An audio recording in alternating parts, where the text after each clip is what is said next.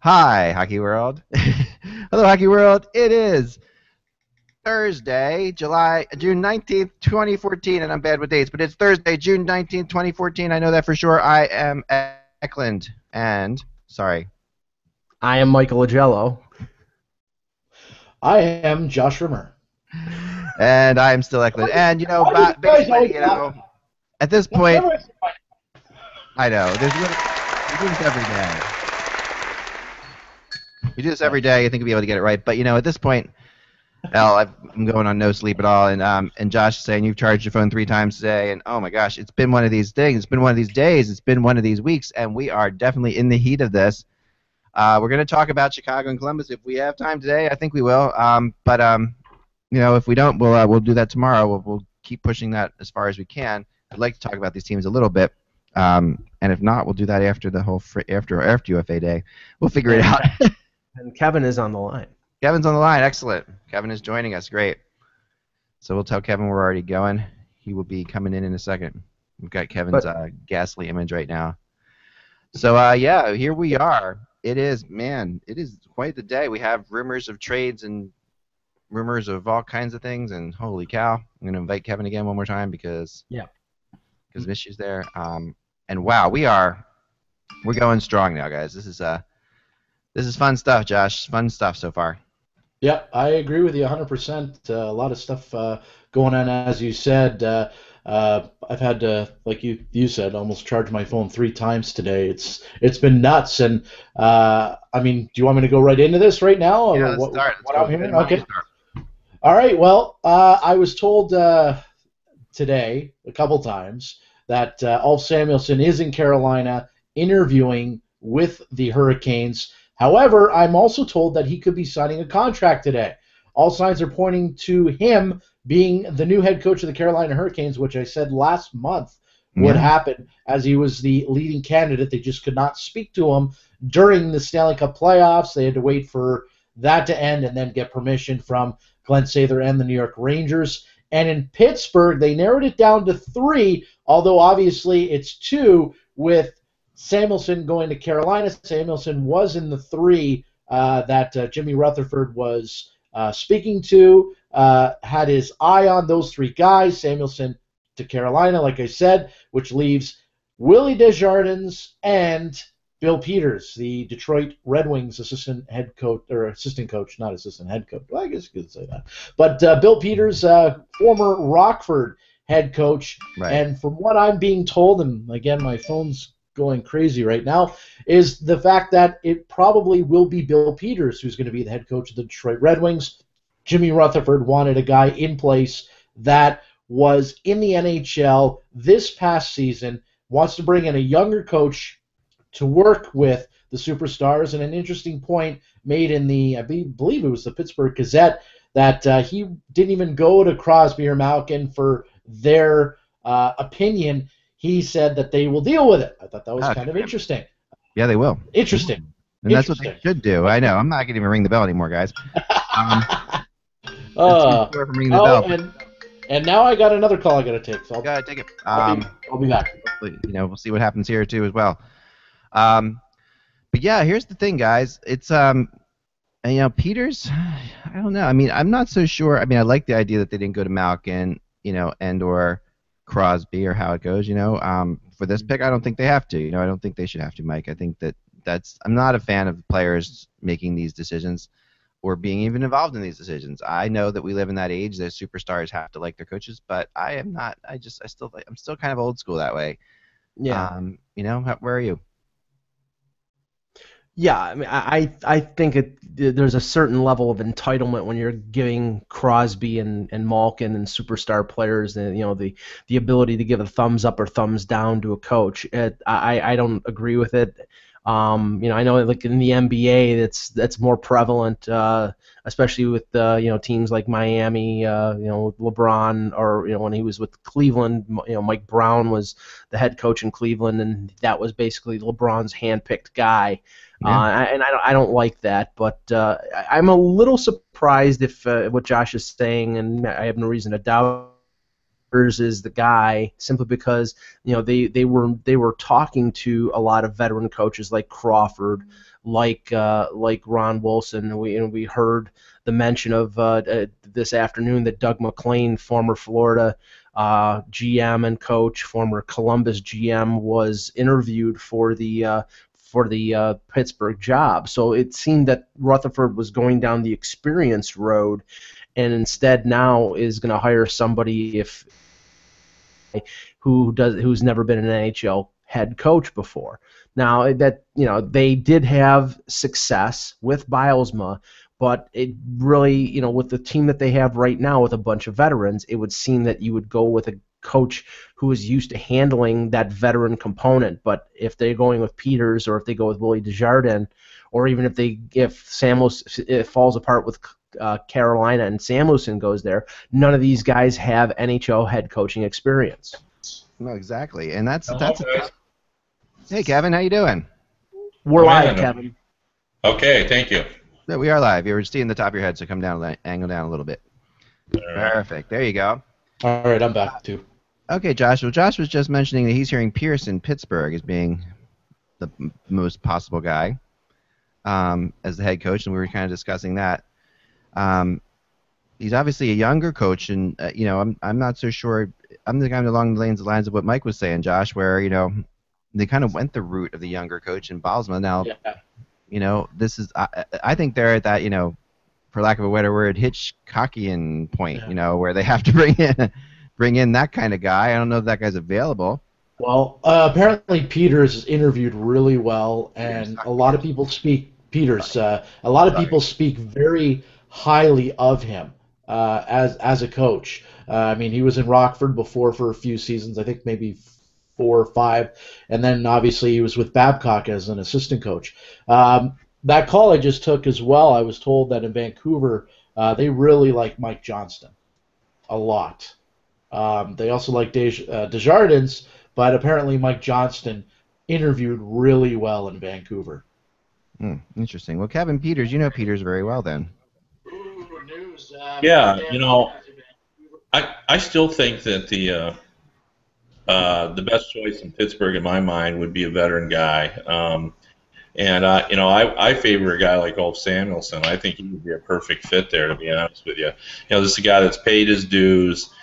He's respected as a former player. He's been an assistant on a couple of teams. When he was in Phoenix, remember, Wayne Gretzky was coach there, but Wayne wasn't the traditional style coach who came in at 6 in the morning and wanted to do everything.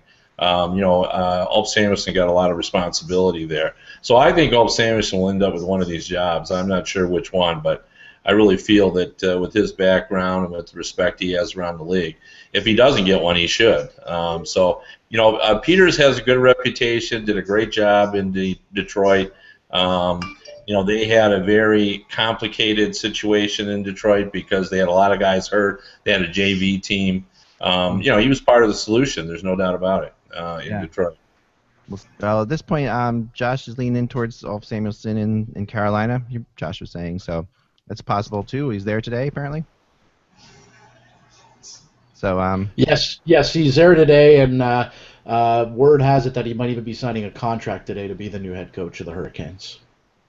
Well, he'd be a great fit there as well. I mean, as long as he gets one of the jobs, I think that just makes sense. But I agree with that in terms of I think you got to come back after Bylsma with a guy who's kind of a veteran guy in terms of having a guy who players would look at as as someone who's been around the block before. Who would that be, though? No. Who's out there right now? Because it's really, we don't have, we have Crawford, and we've talked about coaches like that, but it's not really, I mentioned him yesterday. I've mentioned him a couple times. I know it's probably not going to happen, but he did win Coach of the Year and the championship in the KHL, and that's Mike Keenan. Yeah, it's not. It's not going to happen. But he apparently is putting out the feelers there that he'd like to get back in the NHL. And I don't know, after coaching, what is it, Kevin, 7 times? 7 different teams. Yeah. I don't know if it's going to be. If there's a team that's going to give him an 8th shot. Well, he still has it. I talked to him this year when he was over in the KHL, and he absolutely loved it over there. And you know what he loved about it? He could practice twice a day. I mean, this is a guy that just loves being around the sport, and he loved the complications. Like over there, they have a rule that you've got to play 3 younger guys, and I think it's through 3 or 4. I can't remember exactly, but anyway, you have to figure that into your planning. And he seemed fascinated by that. He just loved the nuances of the game, of how making it happen. And he still has a high level of energy for an older coach. And I think much like Scotty Bowman, who evolved through the years, I think Mike Keenan's style probably wouldn't be the same today as it was in the 1980s. And guys didn't enjoy the experience. That's the situation. That's like that's a spot where you really have to. You have to hate your team to throw Mike Keenan at them at this point. Just you've got to be really mad at your players. I mean, I get what Pittsburgh has done to be. They haven't succeeded in the playoffs, and perhaps they're at that point to a degree. But you've got to really. I like Mike a lot, and every time I've talked to him, he's been outstanding to talk to. But I'll tell you, he puts a big footprint on your team in a big way, and that's a thing that I don't know if teams are ready for. I don't know if the Penguins are ready for that. That would be something. Yeah, it would be fun. Josh? Well, I also want to add, I don't think I mentioned this yet, a little sidetrack because of the phone call, but word is too, Rick Tocchet could be an assistant coach on the Penguins bench as well, starting this coming season. They had an interview with Rick, and they really like him, and I know he really would like to go back to Pittsburgh. So I think not to be surprised if you see Tocchet on the bench as well. Well, I kind of liked what you said before too, and I heard this as well of Brindamore possibly going there as an assistant. Yeah. And Brindamore, that would make some sense. Director of player development. I could see him going director of player development. Yeah. I don't think he likes being an assistant coach. I don't think he want to be assistant coach. Yeah, he's definitely, that's a great player to bring into to an organization. Rob Brindamore has just tons. I have tons of respect for that guy. Just a workout fiend, and great player. Obviously, Carolina, Rutherford knows him very well, and cherishes Rod Brindamore in every possible way. So I could see that. That would make a ton of sense. Funny about Brindamore is, when he started all that was not popular. Like he was considered a very odd duck. That he was constantly in the weight room and spent a lot of time worrying about what he was eating and working out and everything. And now everybody does it. It's funny. He was certainly a trendsetter in that regard. Oh, I've got a good story for you on that one. This is a Philadelphia Flyers story from way back in the day, but players always go out to dinner together, and they always sit there, and it's common, they'll sit there and they'll order, steaks and lobsters or whatever they want to order, and Brindamore always would order like salads, and the players would always feel so guilty that they would hate to take him out to dinner with them. They would always feel like, oh man, Brindamore goes, I'm going to have to eat healthy, I'm going to have to not eat a steak, or they want it. It's typical stuff, and they would really feel bad about it. I remember that very well. And that's not the only time I've heard that story from other players too. Like there are some players who just won't go out with players who eat healthy still to this day. So there's definitely, I think so. I think with Rod, that's a really interesting one. Now some confusion about Jason Spezza's no trade list today. I just want to discuss this a little bit to see where we are on this. Is Kevin frozen on us? Perhaps, maybe. Anyway, hopefully Kevin will come back to us.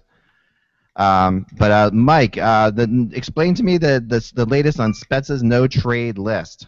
Okay. Darren Drager from TSN reported yesterday the detailed list that Spezza had said he would not go to. They were the 6 Canadian teams and Nashville, Columbus, Florida, and the New York Islanders.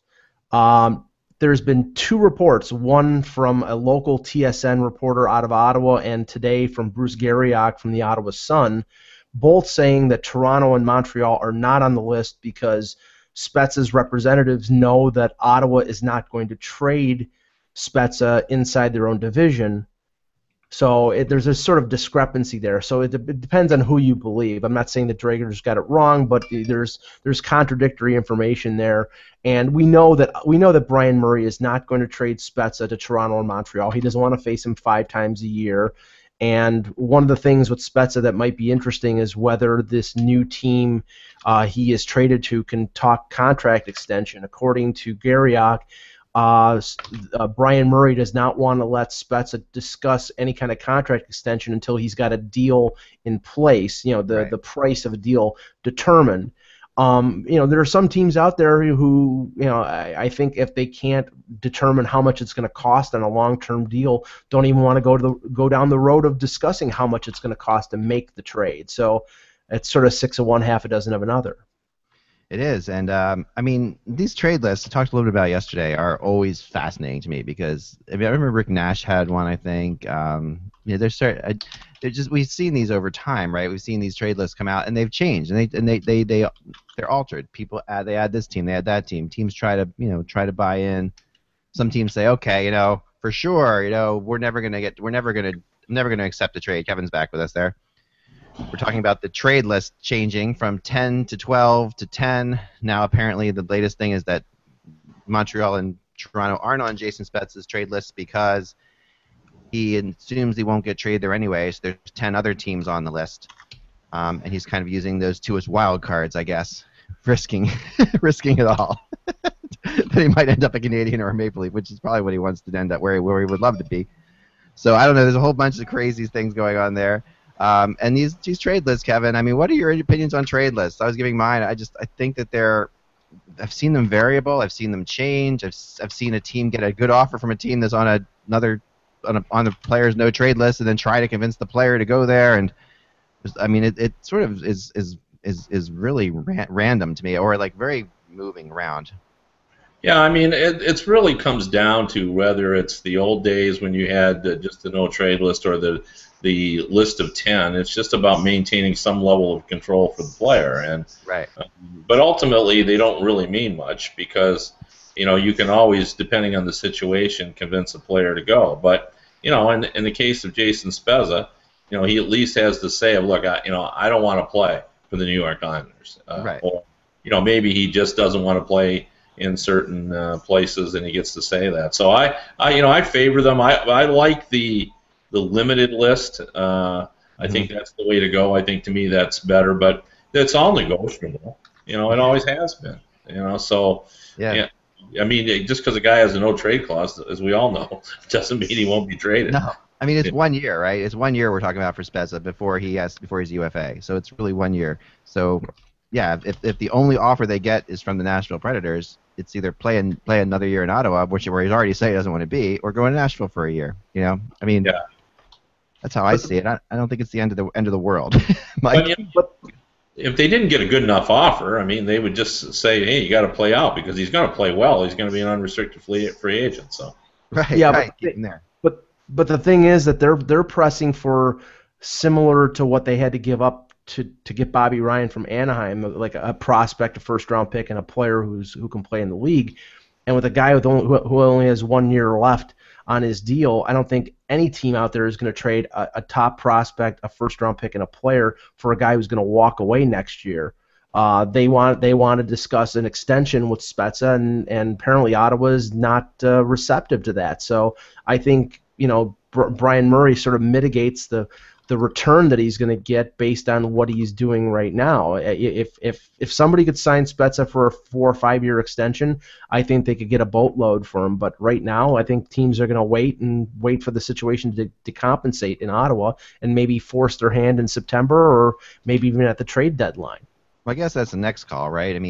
I guess after July 1st they can officially start talking extension with him, right? So you could see that permission to negotiate with him start after July 1st on this.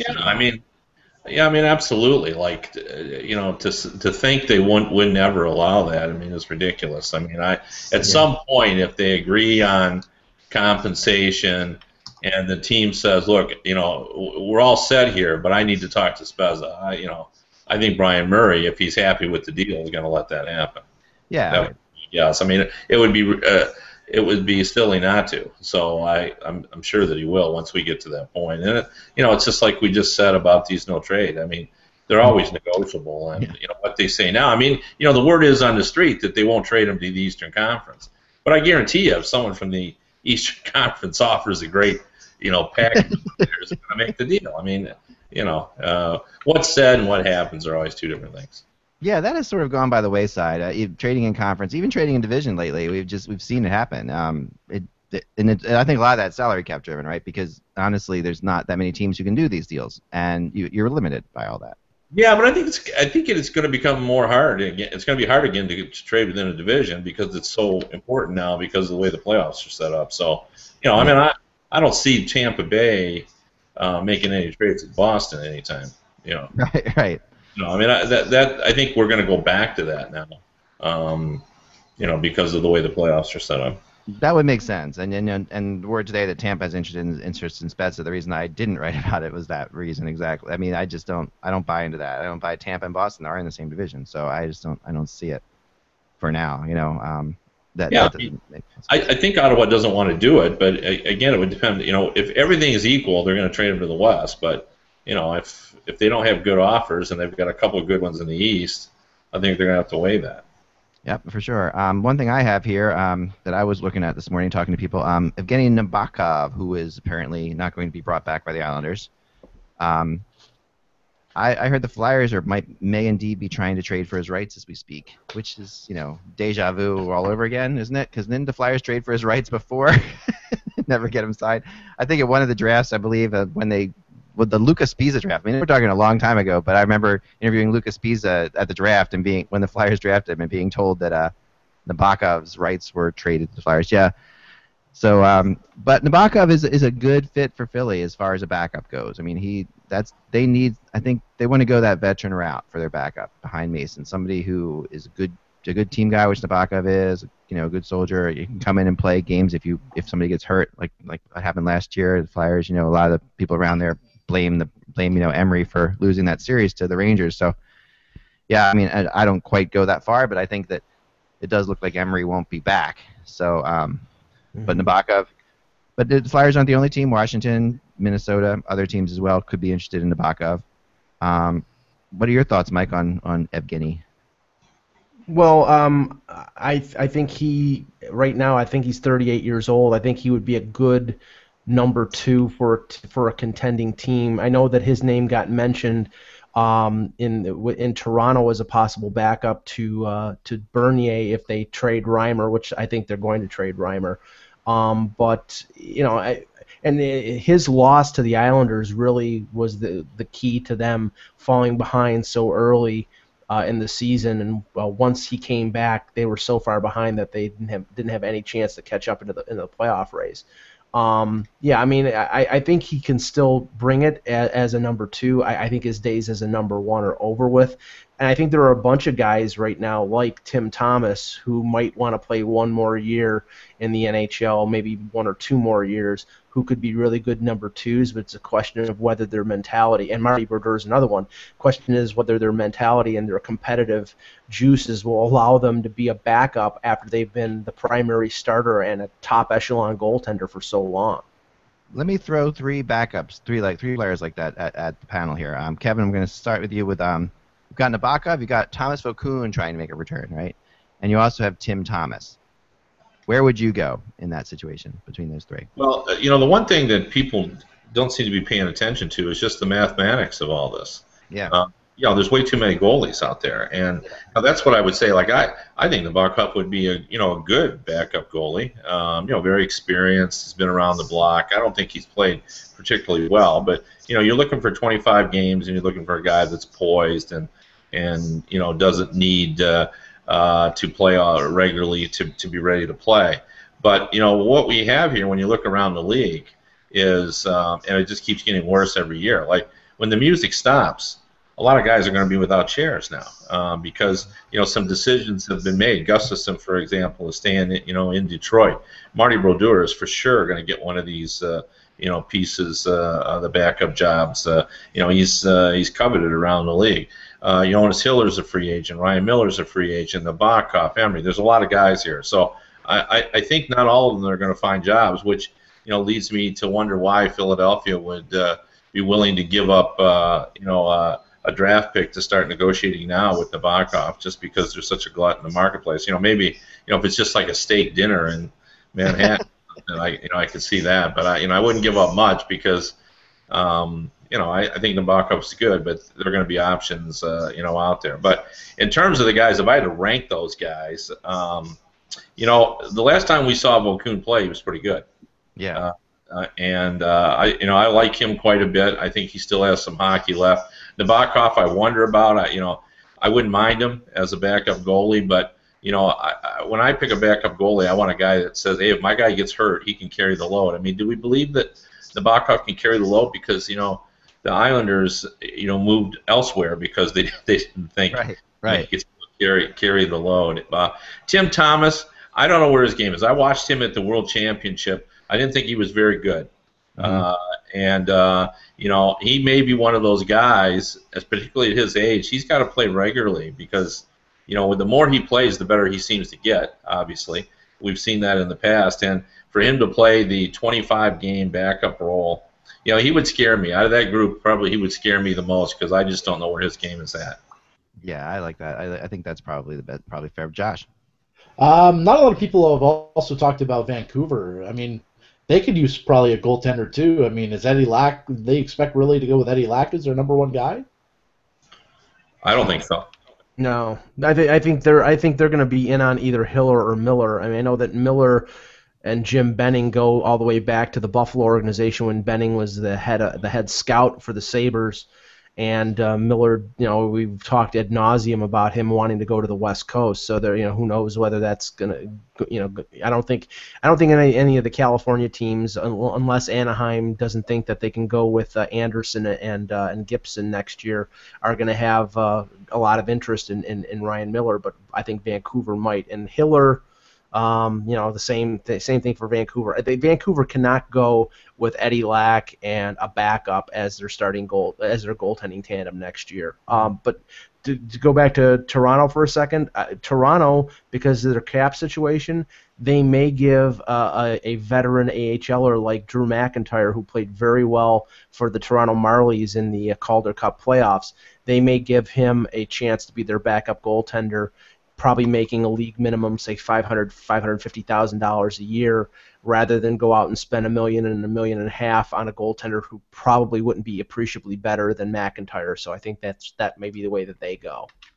Right. And Bill Meltzer just texted me. He agrees with you, Kevin. But he also told me that he said he doesn't think they would trade since there are so many backups on the market. But also he did tell me that the rights were not traded for it, but at that draft Flyers were interested, but Nabokov said that there was no way he was going there before they actually pulled off that deal. So they almost traded for his rights. I do remember that was a really big rumor at that draft to the point where I guess they got to that point.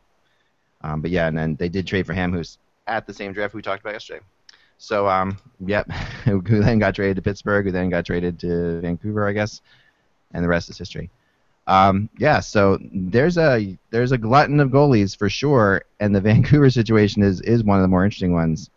And without knowing which way they're going to go, they've been very, very sly about it so far. I mean, I think Hiller is a better chance there than Miller, but that's just my opinion at this point, based on. Well, I mean, I also think Anaheim's a wide open situation for goalies. I honestly do. I mean, Gibson. It's unfortunately is what have you done for me lately? I mean, Gibson looked like the guy who's going to be for sure there. He had, and then that last game he has a tough game, and suddenly I hear people in Anaheim saying, well, maybe he's not quite ready to be the guy yet, and Anderson is not quite ready to be the guy yet. We know Miller wants to be in Los Angeles, so I mean that to me is a good fit, but Miller wants several years, so yeah. Well, thoughts, Kevin? Yeah, I just can't see them paying a lot of money for a goalie, not with their cap situation. I just don't. I don't see that. I mean, I think you've kind of made your bed here, and you got to lie with it. I mean, I think Anderson is a good option. With Gibson, I think Gibson is a very exciting goalie. But I think your point is a valid one. Young goalies, I'm not sure what you have there. I mean, we've seen a lot of great goalies with great potential and not do well. I think you got to worry about it a little bit. But I think Anderson has played well enough that the worry isn't as great as if you were, Gibson had to be your number one guy. Right, and we've also seen goalies, and I was just reminded the other day when I was at the game in LA, Game 5, about it wasn't that long ago that Jonathan Quick was rumored to be out of LA. I mean, things were falling apart there with Bernier for a while. Quick was struggling. He had played a bad playoff series against the San Jose Sharks, I believe it was, right? And he was, people were saying, we're just going to get rid of Jonathan Quick, and here I remember the Flyers had discussions about Jonathan Quick, then we turn around and now he's probably the most dominant goalie he is the most dominant goalie in the playoffs in the NHL for sure. So young goalies really hard. And it was only really a matter of Bernier getting hurt at certain times, I think, that kept that from actually happening. I really do believe that. I believe that they were set to turn it over to Bernier, and Quick just kept winning the job back. And I wouldn't be so sure that Ryan Miller is going to press for that long-term ridiculous, 5-year deal. I mean, he made a lot of money with the Sabres. I know that there's been a lot of talk around Buffalo that really what he wants to do on top of playing in California is to win, and he might be willing to take, say, a 2-year deal. Right. A 2 or 3 year deal for less money if he can play where he wants to play and if he has a chance to win the cup. I mean, if he goes to Anaheim and takes what Hiller is making right now, I think he would take it. And I think that if you go with a short-term deal, you allow Gibson to play in the AHL for another season, let him get experience. And then maybe you dispatch Anderson after next year, and then you bring Gibson as the backup. That's probably a more prudent way for them to go. But if Ryan Miller's watching our program, he's glad you're not his agent. I don't think he would take Hiller money. I agree with you on the term, but when you get to this point. You want to be paid, and he can get that. Anaheim's a good team, but the one thing we know about the NHL is it is hard to project who's going to be in the mix. Yeah. We know there's certain things we do know. His former team is not going to be in the mix next year. Oh no. Yeah, no. We know that. But it's for example, what if San Jose, as part of their situation, says, we're going to move aside from the Emmy. And we're going to go with Ryan.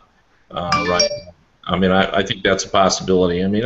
I guess it'll all come down to how many options he has. If he has 0 options or few options, maybe he would do that. But I still think he wants to make a pretty good wage. Yeah, with all the Corsi stuff out there, we need one of these statisticians to help us figure out what the hell's going to happen with these goalies when you look at it. It is such a hodgepodge of confusion. Who's going to end up where these backups are going to go. More than ever before, and it's not just the goalies this year. It's really, like you said, Kevin, one of the wilder and wackier times. Just there's so many teams looking for so many players and so many players available. Well, I guess the other issue would be we always tend to think of the salary cap as being an absolute of where a team's going to go, but there's the budget, then there's the cap. So where's Anaheim going to go? They're below because of the Solani retirement and because of the Koivu not being on there. Hiller gone. They actually show like they got some money left. But are they going to go right to the cap? If they were, then suddenly you can convince yourself that there would be a little bit of money there, and it would be certain. But then all of a sudden you got. What do you tell Gibson? 3 years from now you're going to be the goalie if they sign 2 to 3 years. So it's those are always difficult calls. Really tough. Josh, your thoughts on this? Sorry, what's that? Your thoughts on the goalie situation? Sorry. On where people are going to go. I don't know. Like Kevin said, there's so many great goalies out there, and not enough chairs to sit in. I think Ryan Miller, as Mike said, Ryan Miller is going to go to the West Coast. He's going to try to go to the West Coast if he can, unless he gets a stupid deal. That's where I think Ryan Miller goes. He wants to go to phones. Take a call. Sorry. No, I won't take that one.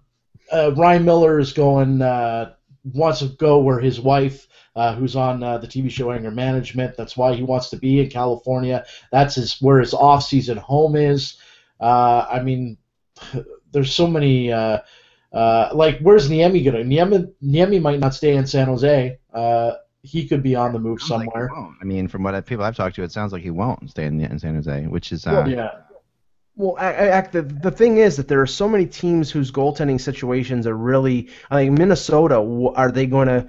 Backstrom has been injured every year. Josh Harding has that serious health problem with the MS. They had their young goaltender last year, and then he got hurt, and Brizgalov had to go in, and Brizgalov's not going to be back, obviously, as well.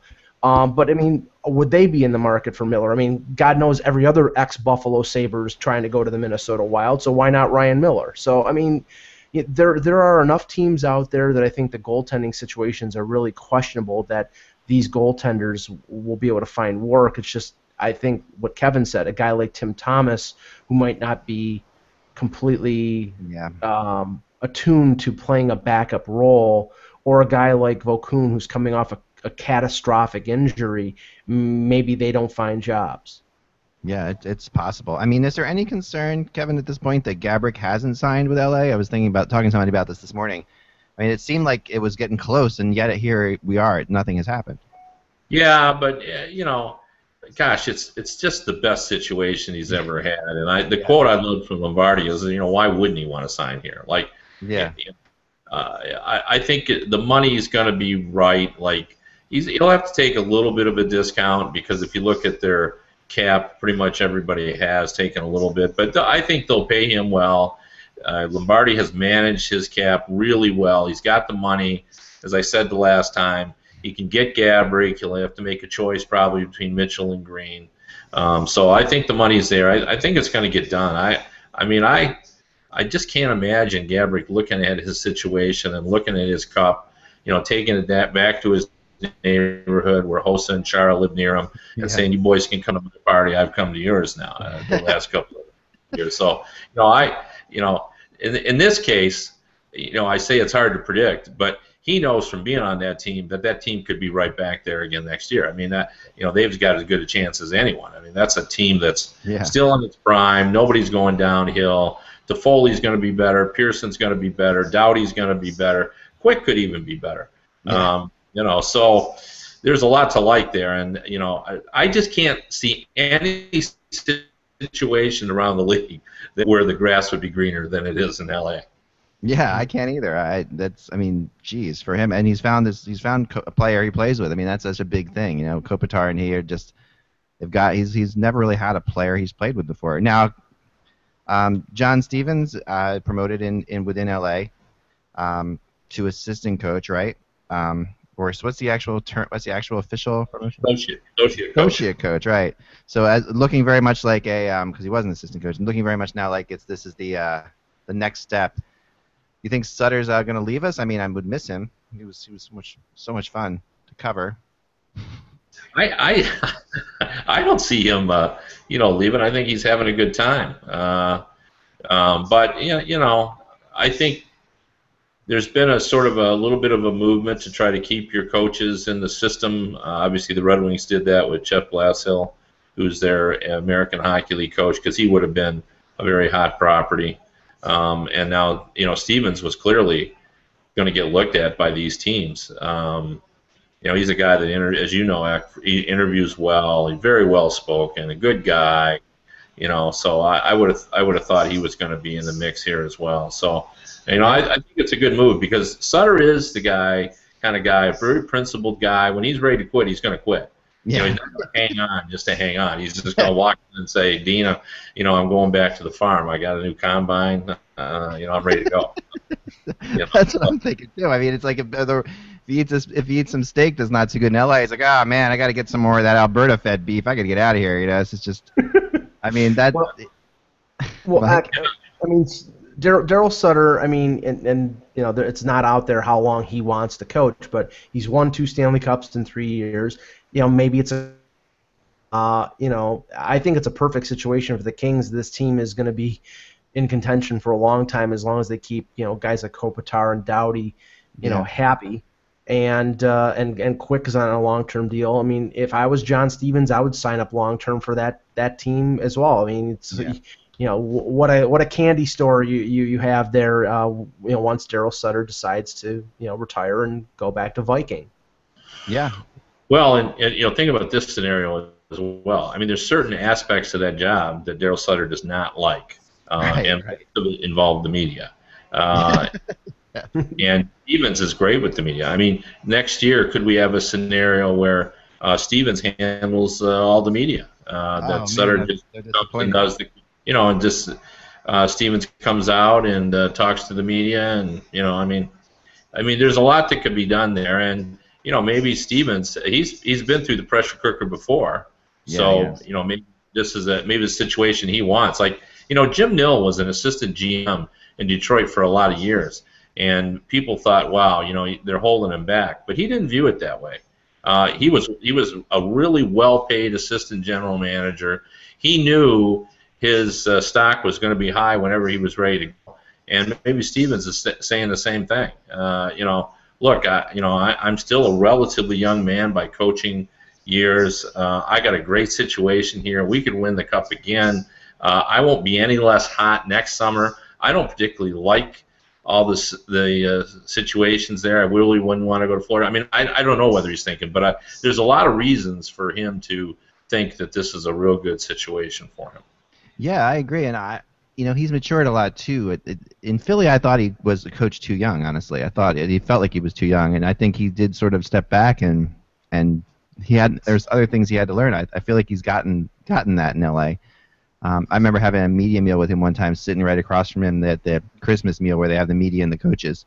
And I was at a table with just Stevens and two other guys, and I talked to him the whole time. And I was amazed at how young he felt to me at that point. He was very sociable, but I just felt like I was older than him, which was the first time in my life I felt like I was older than an NHL coach I was talking to.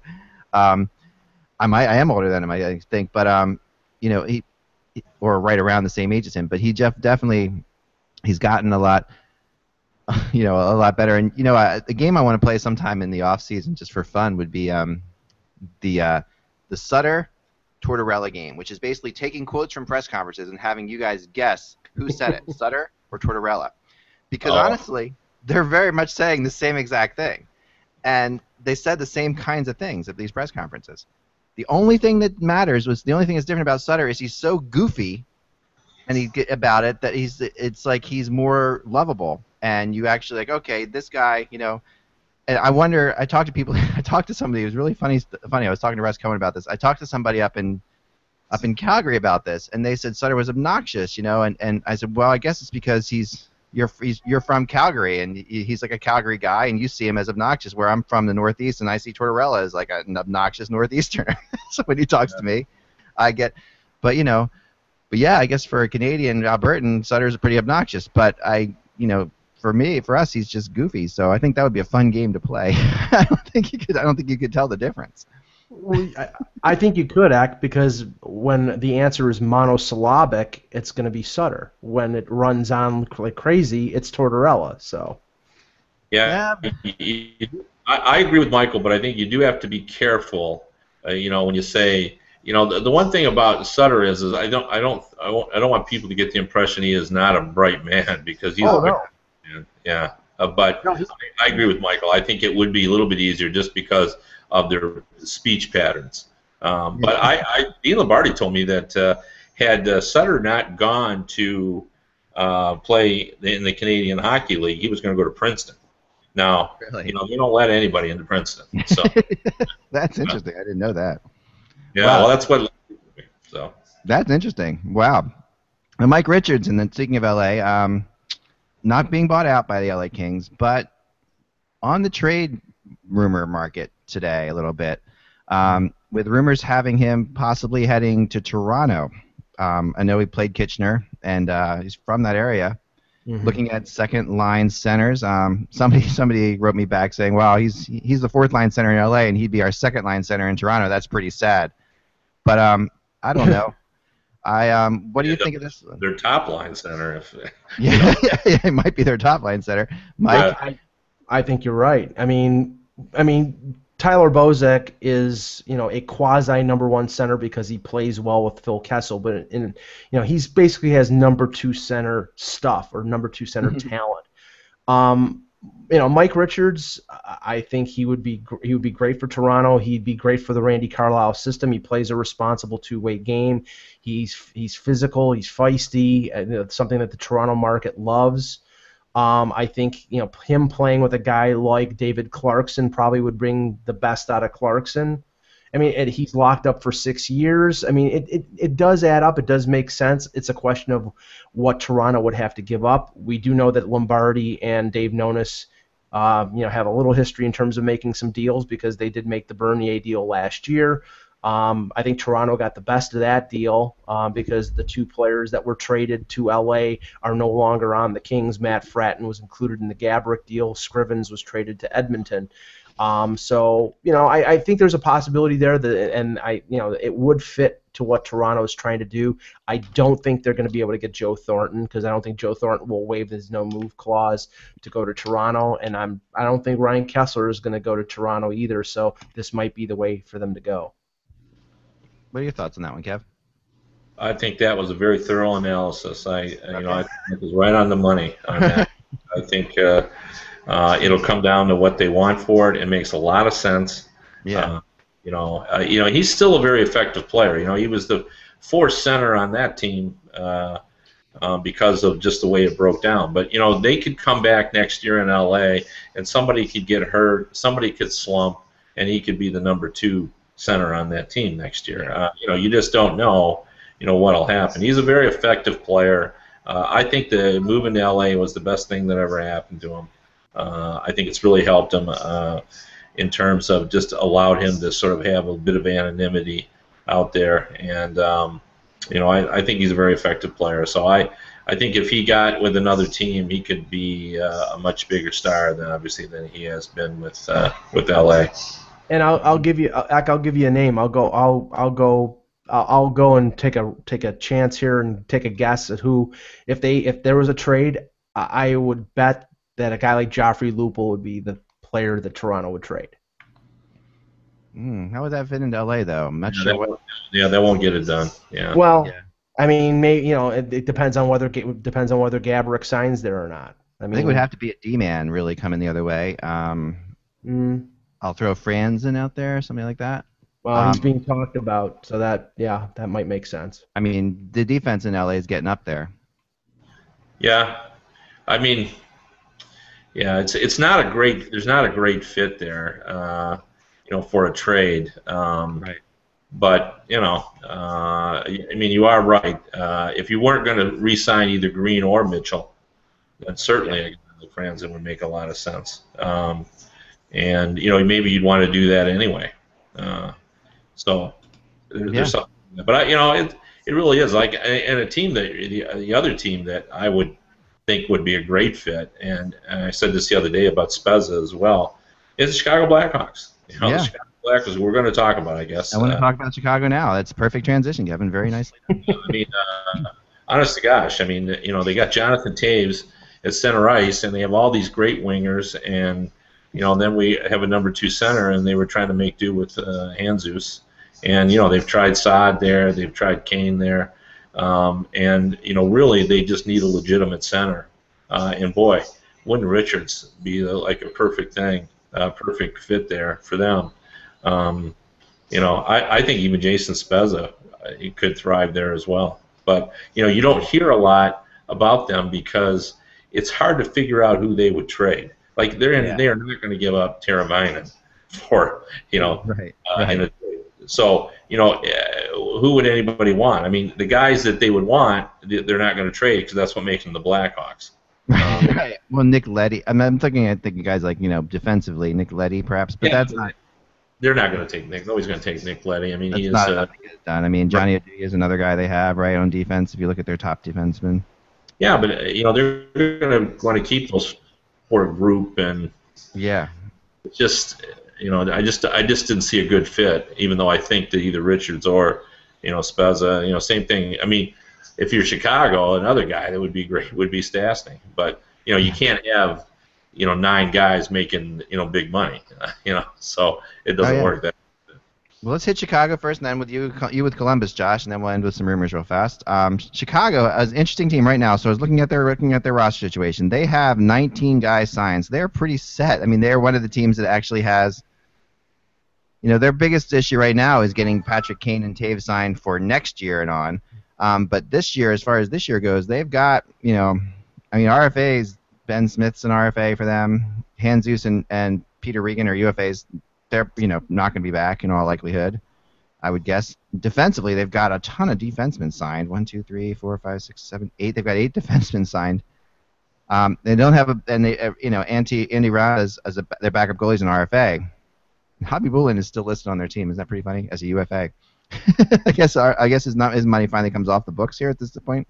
Yeah. So they've got, according to Cap Geek and HockeyBuzz as well, they're $4 million over the salary cap already. So I don't know what quite that means. The cap payroll is $66 million. The salary cap $71 million, but the salary payroll $75 million. So cap space altogether, perhaps they've got a little bit of. I mean, I think trades have got to be the way to go here. Well, that's the only way they could go. Yeah. Yeah, I mean, when I mentioned Stastny, and that's the difficulty as well. I mean, they just don't have room. I mean, they've done a good job. They've got a great team. They don't need to really do anything. But, there is a gaping hole. Everybody understands it. It's at the number 2 center. They're in the same boat they were in last year when they decided to try Saad because they just didn't have any room. I mean, you have to pay to have a team that good. That's a very good team. We could have easily ended up with the Blackhawks winning the Cup again. Yeah. So, go ahead. Thanks, Kev. I mean, one of the reasons that Patrick Sharp's name has been out there in some trade talk is because, he's making $5.9 million, I think, for 3 more years. And if you're going to bring in a center, you're probably going to bring him in paying him the money that you're paying Patrick Sharp. Now, I think that there are a lot of teams out there, like if they could do a deal with San Jose and get either Marlowe or Thornton in a deal for Patrick Sharp, I think that would be beneficial to both teams. Why would you do that though? I mean, because you're just doing money for money there. You need a center. I don't like that at all. Yeah, Patrick Sharp can't play center. I mean, he's not a center, and they need a number. I think he's a better player too. But I'm there is speculation out there that they are actively shopping him, and if that's the case, then it's got to be for that number 2 center. Now, if it's Ryan Kessler or if it's like you said, Mike Richards, I mean, they're younger players than Thornton or Marlowe. They have a little more left in the tank. Then that makes a lot of sense. But I think that is with them letting go Jesus, with them trading Bolin the previous year, I think. Playing up against the Kings with their depth at center, they know that the goal that they have to, or the thing that they have to fulfill in this summer is to improve their depth up the middle. And we'll see how Stan Bowman does it, but I think it's going to have to be via trade. Yeah, it's amazing that a team this good doesn't have a number 2 center. They've managed to be great without one. I mean, there's the other option there. I mean, Jesus has been their center, I guess, but. I mean, that they usually teams are so center laden. At least the teams I'm used to, they're pushing guys to the wing to play. In Philly we have Cavier playing on the wing, that kind of thing. And I know the rumors have been out there about Cavier as well, but with Chicago and with Winnipeg and some other teams. But I don't see anybody picking up him either. I don't know, Kev. What are your thoughts on that one? Well, I mean, I don't think they have many options. I think they'll try to, take a flyer on someone. They'll try to get someone that we're not thinking of. I've gone through the list, but there's not much out there in the center. They're going to have to sort of make a trade, and I know what Mike's saying is, if you're going to roll big, you got to give up somebody. So, but it's hard for the Blackhawks because all of their guys are proven playoff guys, and they're winners. And to give up one of those guys, is hard because you know what they can do, and some of these guys we're talking about, we don't know. Now Richards, you do know. Yeah. So like to me, I certainly wouldn't trade Patrick Sharp for Marlowe, but for Richards, it's kind of an interesting deal. I mean, you're basically getting a position swap there, but both of them obviously are winners. You're getting what makes the Blackhawks is the speed though, and Sharp obviously has quickness. So they're just going to have to. This comes down to just a tough decision, and they came so close again. Even in the situation it is now, they ought to be able to find somebody better than Michael Handzus, who actually played well for them at various times. But he's a slow guy, and he's a smart player. He scored a big goal for them. If you remember the great feed from Saad, and he scored. But even in their situation with a limited cap space, maybe they'll get lucky. Maybe one of the younger players coming up. And the guy we haven't talked about, Teravainen. So yeah, he's apparently an absolute stud. I'll throw out one more name there, Eck. If he gets bought out, which we expect, how about Brad Richards? Yeah. As a number 2 center behind Jonathan Taves. I mean, if he takes, he's gonna get the with that team though. I mean, his speed on that team doesn't seem to match. That team is those wingers. Can he keep up with anyone? But Michael Handzus. Yeah. So, yeah.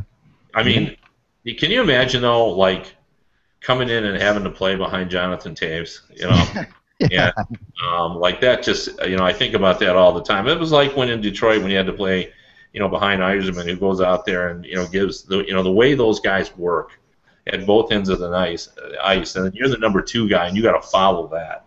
Like that. That's a tough assignment. It really is.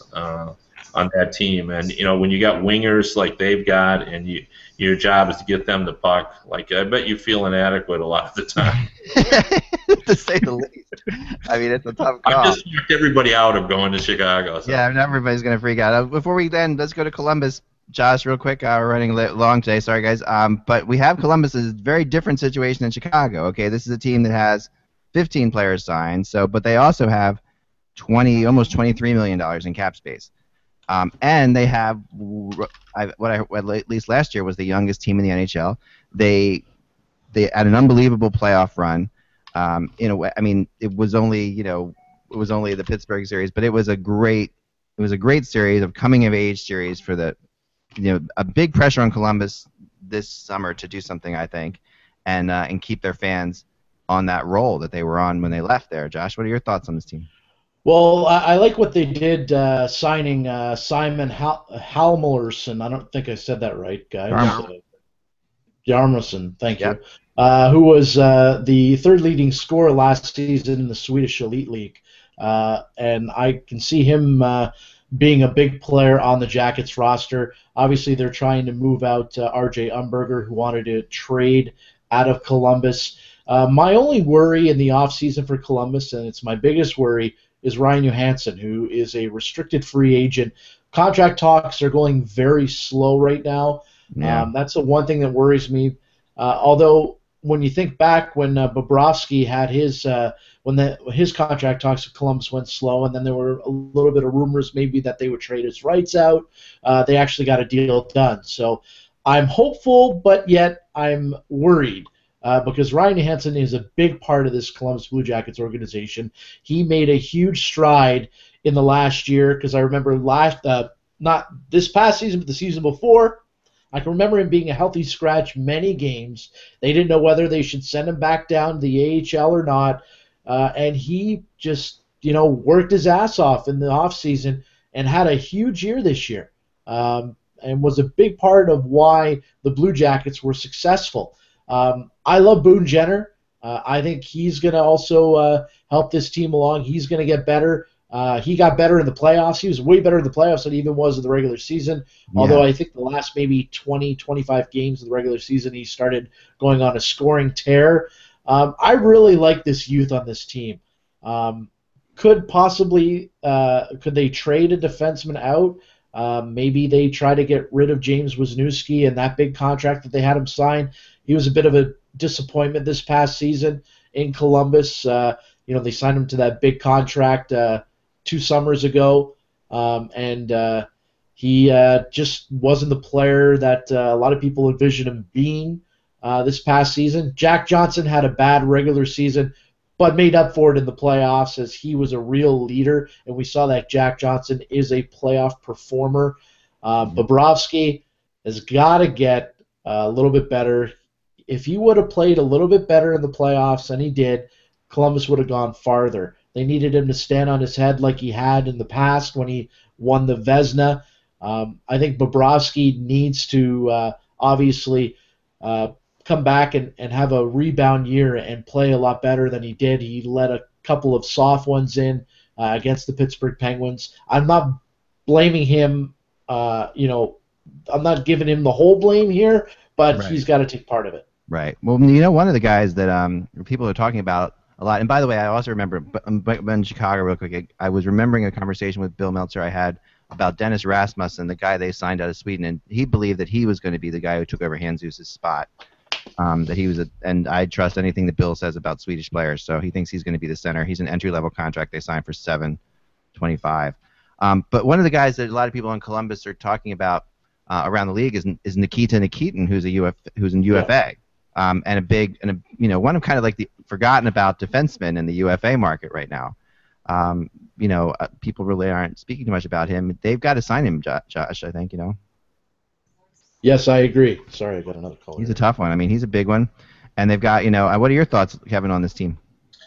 Well, one of the problems in all professional sports is fans always want to think in terms of black and white. You have to do this trade, but most of us live, and particularly teams live in the gray world, and there's no grayer team right now than the Columbus Blue Jackets. And by that I mean, there's so many variables here that we just don't know yet. I like their team a lot, and I like their younger players. We know, for example, or we're guessing that Ryan Murray is going to be a much better player. He'll be more confident next year. I mean, he could, if he continues to evolve like we think he is, suddenly he's going to be an offensive force. He's a very gifted, skilled puck-moving defenseman, and we don't know where Johansson's going to be, but Boone Jenner is another player.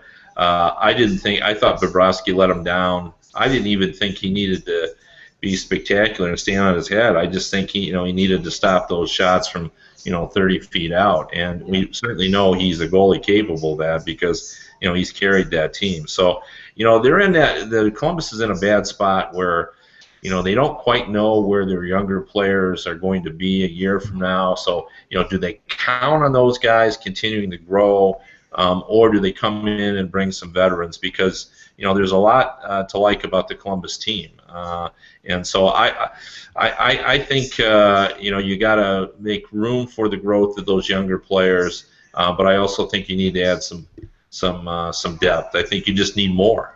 You need more. You need to stop the bleeding type guys. That's what I saw against Pittsburgh, because there were moments in that series when the Columbus Blue Jackets looked like the youngest team in the NHL to me. Like when they would give up a goal and then they would give up 3 goals, and it was the pressure of never being in the playoffs before and having a team that's on a momentum roll. Like they would have never been able to stop the LA Kings from scoring 6 goals on them in the situations like that. Teams that can get on momentum rolls in the playoffs, and just they were unable to stop that, Mike. Well, what we have to remember is that they played most of the year without Nathan Horton and played all the playoffs without Nathan Horton. And it's really true. I mean, he's when he's healthy, if and when he's healthy, he's a very effective and sometimes dominant player. So we'll see what they are with him if he can stay healthy next year. But I agree with the premise that they need to go. I mean, they need to let their young players like Johansson and Jenner grow and take leadership roles. But I think they need to sort of supplement that with some veteran guys. And I don't know if Jarmo Kekalainen is going to go out and with some of the people he knows from his native country. But a guy like Olli Jokinen is a unrestricted free agent. Maybe he has played a depth role in Calgary and played well there, not as well in Winnipeg. Don't know whether that would fit, but I mean, I think something like that, a veteran player Maybe there's a couple guys out there in free agency who sort of fit that role, but I don't think you want to go out and spend $8 million on or $7 million on Paul Stastny. I think that would sort of upset the apple cart. I think you just want to progress with this young core, let them grow, but also help them out with some veteran help. Yeah, I think that's where they'll go. We are running out of time. Josh, real quick. I actually got a call and was corrected about Ryan Johansson. Not to worry, I was told that if any team signs him to an offer sheet, Columbus will match. That's from Kekalainen. That's not who called me, but Kekalainen says that apparently he's told the Columbus media that they will match whatever offer sheet. Also, before we go, go ahead, Josh. Exactly. Before we go, Ducks GM Bob Murray says he's not offering a contract to Saku Koivu, Hiller, or Daniel Winnick. All three of those guys are now unrestricted. And there's I was just texted that to look into Bausma being the next coach of the Florida Panthers. I don't know if there's anything to it or not, but apparently that's what I was just texted. Kevin, Saku Koivu is the second-line center on the Blackhawks. No, don't see that. He is a good veteran player, but that's would be a Hanzus type deal. He's past his prime. He's but who knows? We'll see what their options are. But I would think if you're going to do that, you'd be better off bringing in a younger player. Yeah, I agree with you. Maybe a good veteran presence in Columbus, Little Finland, or as they call it, Columbus. Perhaps they could be there. I don't know, maybe there. Anyway, we're going to spin the wheel real fast for tomorrow's teams.